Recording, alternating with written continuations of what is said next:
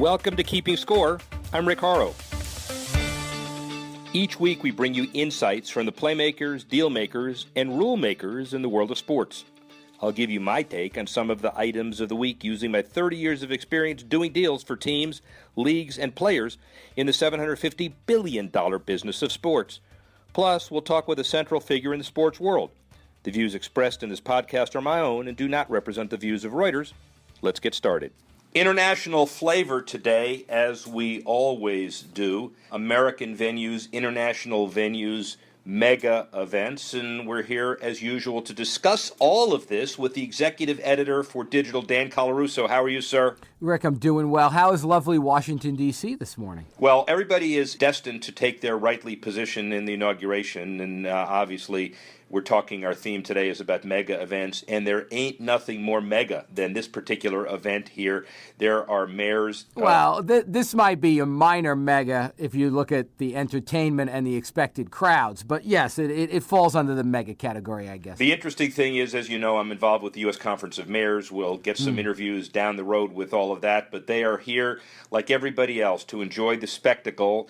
But again, the most important issue is capturing the dollar and the facilities to do it. So thank you for that segue. We have an interesting perspective out west. The San Jose Sharks are looking at sales history and high tech as a way to maximize the value of arenas. And as it is everywhere, not only do you want to put people in seats, but you want to put people in seats at the right price level.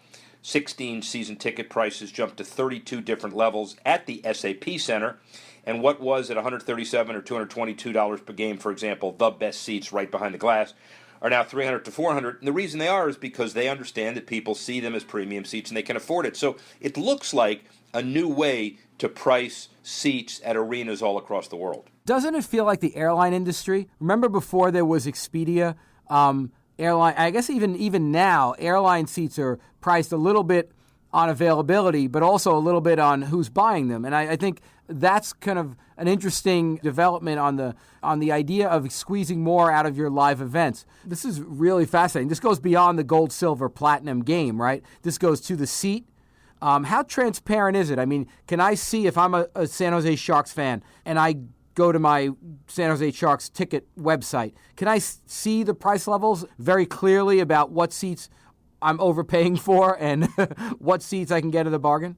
Yes, just like you can on some airlines see that the seats by the exit row are a little more expensive, right, independent of first class. Right. You can see whether the club seats give you more service in an arena and you sit in a suite. Traditionally, it was the suites on the 30-yard line cost less than the suites on the 50. Now, it's much different than that. As I just said, 32 price levels for next season. That's amazing to me. That's 32. I mean, for the average sports fan, it's yet another piece of calculus we have to do to enjoy a game. But it makes total sense if you can control it and you could capture the market in the way that Uber might capture you in a surge price, or again, Expedia might capture you trying to fly to Houston for the Super Bowl. If they can capture you on that kind of micro basis, that makes the live event another cudgel to squeeze some revenue, but also enables them to sell amenities in specific parts of the arena, right? Yes, that amenity sales revenue cudgel is even more diverse because it's not just the 32 different price levels, but then you vary it by the variable ticket pricing that a lot of people are doing. For example, the Blue Jays just unveiled that, right, and a game against a non-rival who has been terrible will cost less for the same seat than the New York Yankees, in your case, the New York Mets. And your question was a great one, which is, if you want to price hunt, shelf space is like seat space is like I've got a bargain. And my bargain is, if I'm a Shark fan, I can sit at a certain location on a certain date at a certain time, and I can get a good deal. And so that increases the value of tickets. But not only that, as I said, it creates a structure and a template that may lead the way all across the globe, SAP Center leading the way. Let's go down the coast a little bit.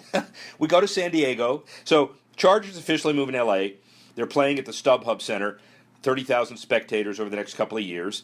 A massive downgrade as far as seats, but it may be the smallest stadium move because of supply and demand. They're moving into their $2.6 billion stadium they're sharing with the Rams. Their logo is not a hit to some people. It's a hit to others. People in San Diego are now talking about moving companies refusing to move them, even though somebody's going to move them. And there are issues about what happens in San Diego. Well, of course, some people say, well, you should have thought about that a while ago, because when you lose a team, it's awful hard to get it back, although you can. So what's your take on this entire franchise musical chair issue? I think the same factors are at play in this move as every move, right? Franchise, on the bubble, successful or not, I'm sure profitable. But again, in terms of a major NFL franchise, you don't think of them like you think of the Packers or the Cowboys or the Giants. But a significant franchise, significant region. And I think it's a minor move in terms of that. But it is an interesting, I think, on a micro move for the Chargers franchise. I think it's telling. I wonder, they screwed up the logo. They had to come out with a second new logo, right? I mean, they came out with one, and it was panned, I guess, and they said, oh, that was just temporary. They had to go to another one, but it just kind of shows that the franchise has to really define itself now. When it gets to L.A., all of this is behind it. How are the Chargers going to not only define themselves as a franchise and make them stand out, but also stand out against, I'd rather go watch the Rams maybe, as the Rams have more high draft picks in the next few years. I think it's an interesting move for the Chargers. Financially, for the NFL, again, not earth-shattering because they're just moving, 90 minutes away in traffic? Yeah, or 90 minutes away in traffic, or 4 hours. 4 hours. But right. Yeah, but the bottom line of all of this is that it's good for the consumer. Just like if you have another car company entering into a price point to compete, having two teams in that stadium may not be great for both. They will sell their own suites and their own seats, which means they've got to put their own product on the field. I'm surprised, personally, they didn't unveil a Southern California Chargers logo and try to appeal to the 2 or 3 fans that aren't mad yet and win them back in San Diego and then Orange County. When you think about it, we had $13 million of local money contributed to local charities, 1.3 million meals to San Diego Food Bank. There's a lot of that stuff that people are going to say, good riddance, you guys, where have you been? And the bottom line is it's a much bigger issue than just a Saturn plant moving from one place to another. It is the heart and soul of a community. Right. And one thing before we go, the other question that I'm waiting to see answered is, can L.A., traditionally a big but slightly indifferent sports market, support 2 teams, neither of which right now has much momentum on the field? 2 teams plus 2 NBA teams plus 2 NHL teams plus La plus entertainment, all of that. So we'll have to see how that all shakes out down the road. The bottom line is Chargers have to pay a territorial remission to the NFL. They also have to share in the rent. They don't get as much revenue, but they do get stability short term, and a lot of revenue long term. So it's a long-term stability play for the Spanos family, who put 15 to 20 years into trying to get a new stadium, and they ran out of luck. So, All right, let's go a little farther west before we go down under. Jack Sock, 24 years old, may be the next American great hope on the tennis court. He's ranked 20th. He needs 3 wins at the Australian Open, which started this week, to supplant John Isner as the highest-ranking American. He's won significant dollars. And America obviously needs a great new challenge on the men and women's side, don't you think? No, I don't think America needs it. I think the world needs it. American major, like the U.S. Open, is a global event. And New Yorkers, because that crowd is more sophisticated than you get in other cities, it's more of a global city, you get loyalties to Federer, you get loyalties to Djokovic, you get loyalties to any host of foreign-born players. But I think having an American on the scene at the Australian Open, at the French Open, at Wimbledon, there's a certain rivalry nature to it. There's a certain media pull that goes with it that enriches the sport outside of the States, actually. And I think that, to me, is the bigger issue. We haven't had... Who was the last great American player? On the men's side? Yeah. All right, is it Sampras? Is it Courier? Is it Chang? Probably Sampras. Sampras. Maybe McEnroe before that. But there aren't a lot of them. Right, and I think it's time. And again, we've dominated women for so long because of the 2 sisters. But can we really make a dent here? I think it's interesting. I think it'll be fun to see if Sock has the momentum to go and get to where some other players haven't. You mentioned a Chang, you mentioned a Courier, who was certainly a great player, but didn't have the staying power that some others had, that McEnroe had, that Connors had, that even Agassi had.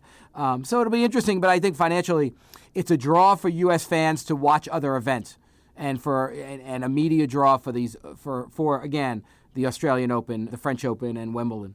Yeah, and we'll have to see what happens long term.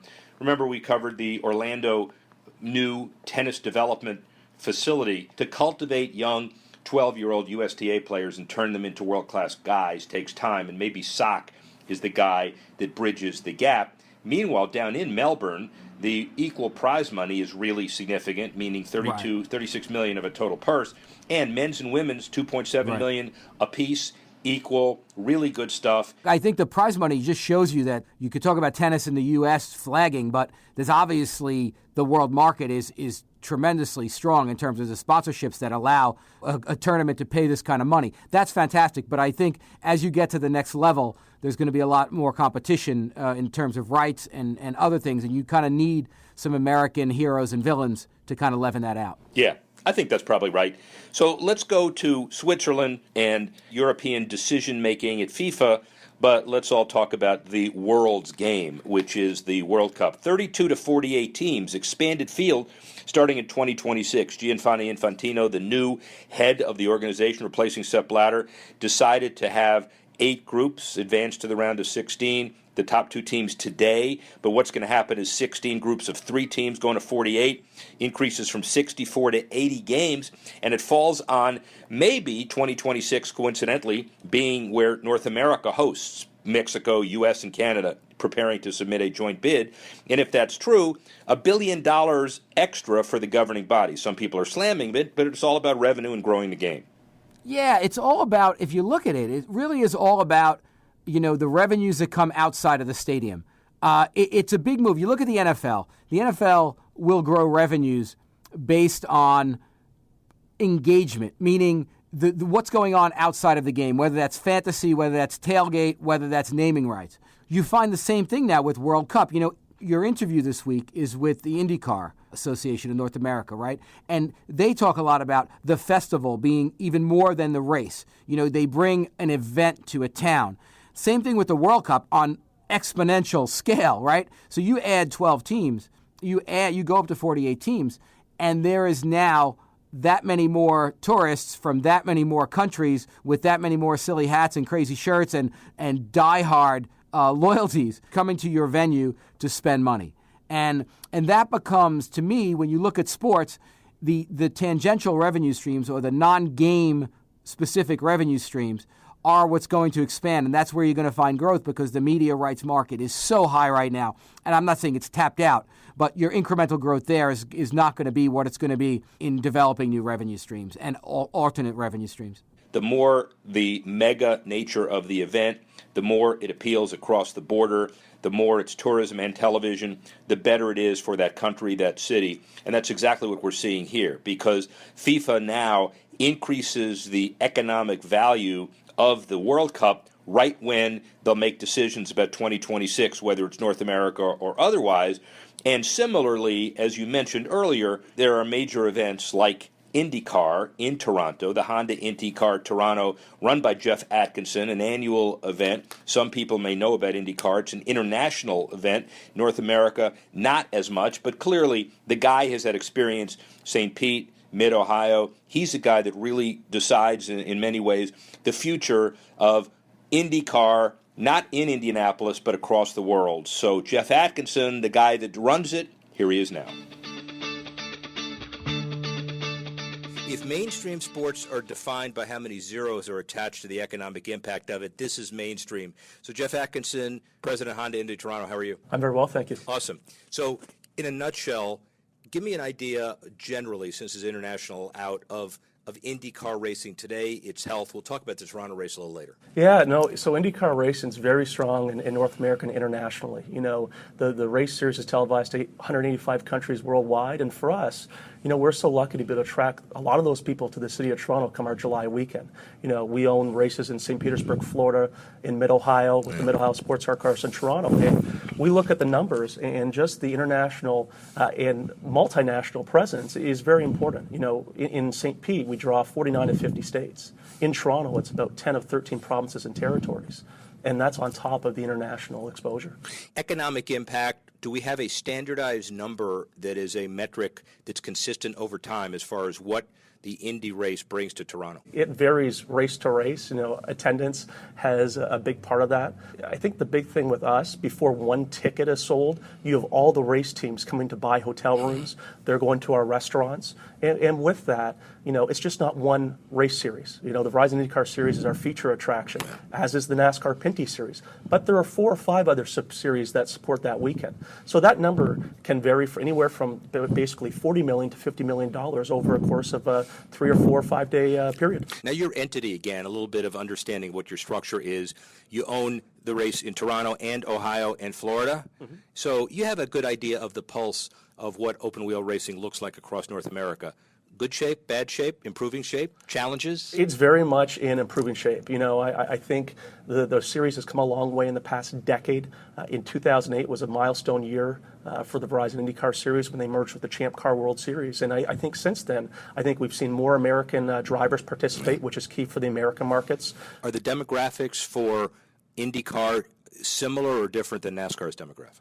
The demographics do vary a little bit, and we do have a NASCAR race at Mid-Ohio for the NASCAR Xfinity Series, so we can see how those events operate. But they do vary a little bit, but at the end of the day, there's still a core attribute that's similar, and that's they're a race fan. They're coming out to watch the sport that they cheer for. You can probably break down the race fans' enjoyments within that, but at the same time, really the demographic is going to skew male. It will. But I think at the end of the day, the IndyCar audience is probably a little bit different than the NASCAR audience. Now, tell me how it all relates to Formula One. Well, Formula One is a different event in a nutshell. They, I think, like IndyCar, attract a worldwide audience. F1 in its own landscape is very worldwide, whereas IndyCar, they don't have any international races right now, but that's something they've talked about wanting to get back. And Canada's their only international race, and they very much view Canada as a North American race. So F1's definitely on a different level. But at the same time, IndyCar very much creates and has a core group, a fan base, just like F1 has, but they're just different groups of people.